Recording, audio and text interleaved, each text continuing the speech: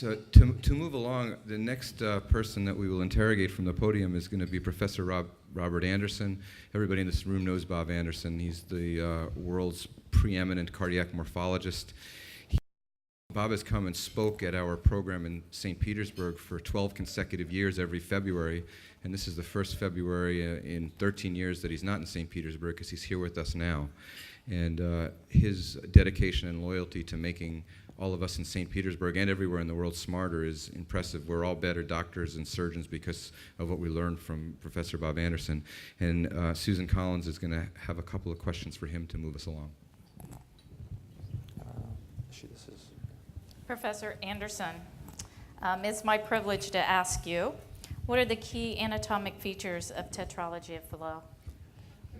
Well, thank you very much, Susan, first of all, for permitting me to be here. As Jeff has told you, it's been my privilege and pleasure to be in Florida with you for the past 12 years. I'm glad you've reminded me it's 12, Jeff, because time goes very quickly.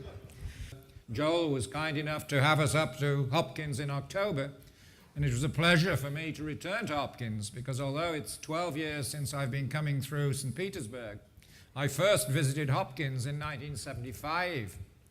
And I visited there with Anton Becker, and Helen Tausig was still very active at that time, and she was a very smart lady because she slept soundly through both of my presentations.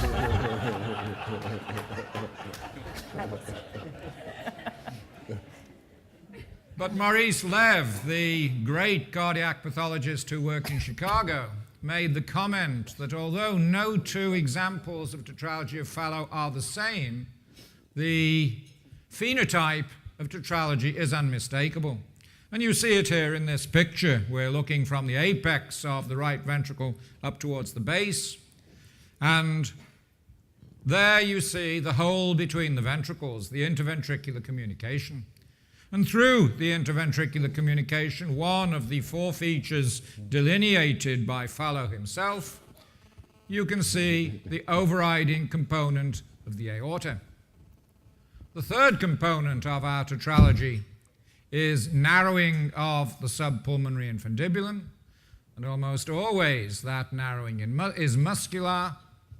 And then the fourth, which we believe to be the consequence of the hemodynamic disturbances, is right ventricular hypertrophy. Now, over the years, we as morphologists have looked for one feature which stands out that we can say this is the essence of tetralogy. And we had thought we'd found that when we noted that the muscular outlet septum was deviated in anterocephalad fashion relative to the septal band or the septomarginal trabeculation. And for quite some time we took that as our criterion, but then we realized that didn't always work, because if I show you this picture of a heart that's sliced to replicate the echocardiographic subcostal cut, you can very nicely see that in this heart the outlet septum is indeed malaligned. You can see that my cut has taken me across the aortic valve, which is overriding and attached in part in the right ventricle. But here there is an unobstructed subpulmonary outflow tract. And this, of course, is the Eisenmenger lesion.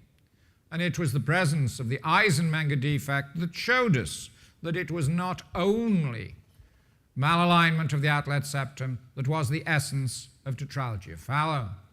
So now we realize that in tetralogy of Fallot, as you see in this heart with tetralogy, again sectioned to replicate the oblique subcostal cut, there is indeed malalignment of the outlet septum, but the malalignment goes along with abnormalities in the septoparietal trabeculations.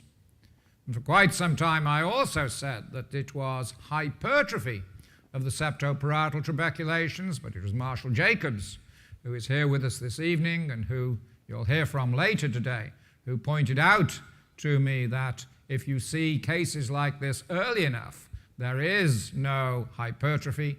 The hypertrophy, as I just said, is a consequence of the disordered anatomy.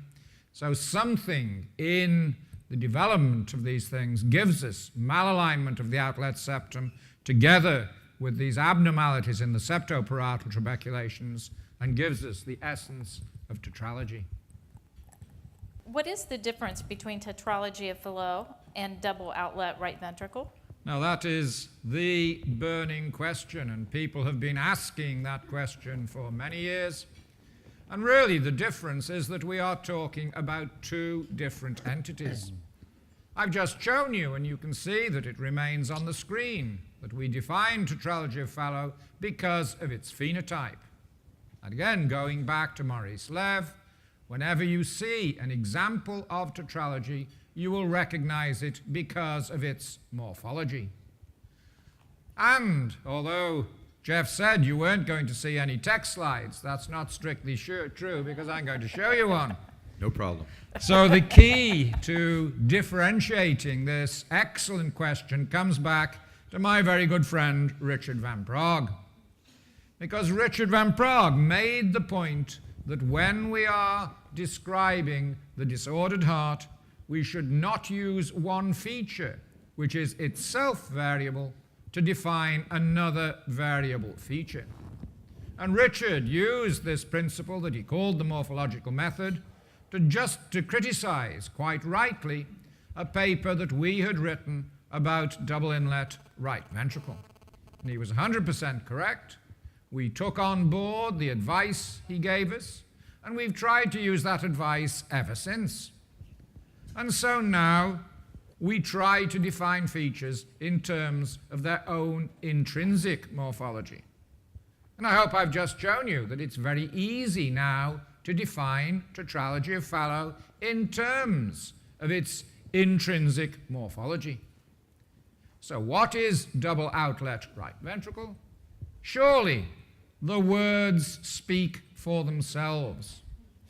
There is a nice Latin tag. People think I don't like Latin. That is not strictly true.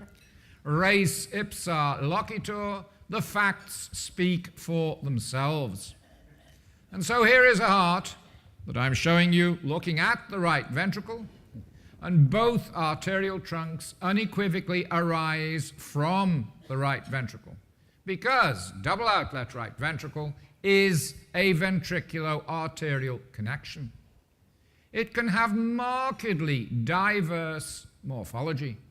So in this particular instance, where the aorta, the pulmonary trunk, arise exclusively from the morphologically right ventricle, there is fibrous continuity between the leaflets of the aortic valve, the tricuspid valve, and the mitral valve.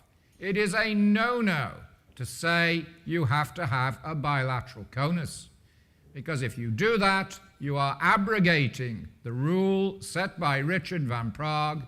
You do not define one variable in terms of another variable feature. And there you see aortic to mitral, fibrous continuity in a heart which unequivocally has both arterial trunks arising from the right ventricle.